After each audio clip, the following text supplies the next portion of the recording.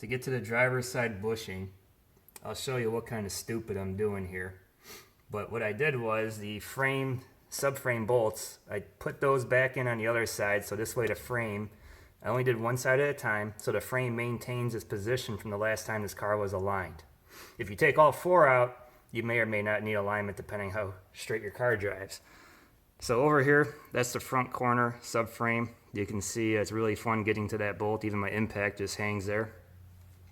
I pried the plastic back, then you got that one for that subframe bolt right there. Drop that.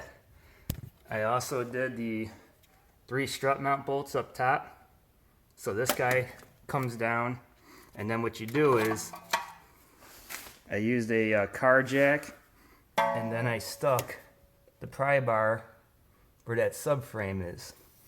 I got a bunch of electrical tape there. But anyhow, I jack up my car jack and it helps the subframe to come down. So let's see if I can show you how it kind of just, see how it's just dangling? So that helps you get enough room to get it in there, just like I did before with that 1/4 inch, and change that bushing out without dropping the whole subframe. Another bolt that I had to loosen, which I didn't take all the way out, was for the rack and pinion. So that one there is it's loosened up. Zip it from the bottom. This guy right here. You just loosen that up. You don't have to take it all the way out, and this way it helps the subframe to drop down from the steering, the rack and pinion, because that's connected to the intermediate shaft. So loosen that guy up to also drop this subframe some. Then on top of that, in order to break it free, because it's going to be a little snug, you come around from underneath, and you can see how you can get a wrench on there so that you got just enough leverage to break the guy free, so that you can work it out with that 1/4 inch. Here we are on the driver's side. Just to let you know, this job does take some skills, so if you're not good at really tight areas, this job might be something you want to pass on, but it's doable. Trick that you're going to need to do here is there's a slot for that bolt in the bracket. So if you take the sway bar and you just take it and yank it forward like that, it actually allows you to just grab this bracket, pull it out, because there's a slot on that one side. So yeah, this job requires about every trick in the bag to do. So here's the inside of the driver's side one. It's pretty well torn up. That piece is actually still in there. As you can see, it's this is why your sway bar clunks on these things up front. Sometimes people misdiagnose them as the ball joints, and they're wondering why after we replace the control arms it's still hitting.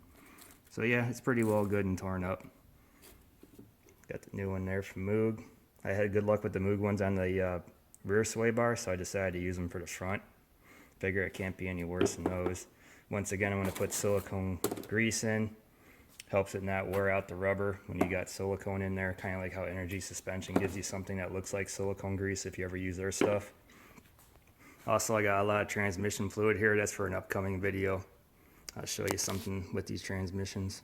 And the bracket over that, as you can see, it's partially installed on the driver's side now.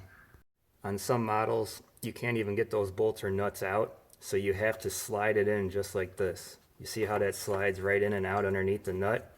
This way you don't have to take the nut completely out. On the passenger side, you take out the front cradle bolt here, the front cradle bolt right over here. This plastic, just pry it back because it's a nightmare to put in. And then you can get a 1/4 inch setup here and get that back bolt on the bushing, as you can see. And you can even pry down on the subframe a little bit so that you can tighten this rear bolt. To get the last final 2 high torque movements, you can get underneath. You can really get some leverage with a wrench on there to give that guy the final snug tight on that bolt. You hear that clunking over curbs. They're the front sway bar bushing. I already took care of the rear. that clunking was pretty loud in the rear before I replaced those. As you can see, they're going to be worn out inside. Shaved a piece of metal away. So here's the new Moog ones. Glide or silicone grease on the inside of the bushings makes the life of those things last a lot longer. This is for brake caliper pins too, but I also use it on any sway bar bushings.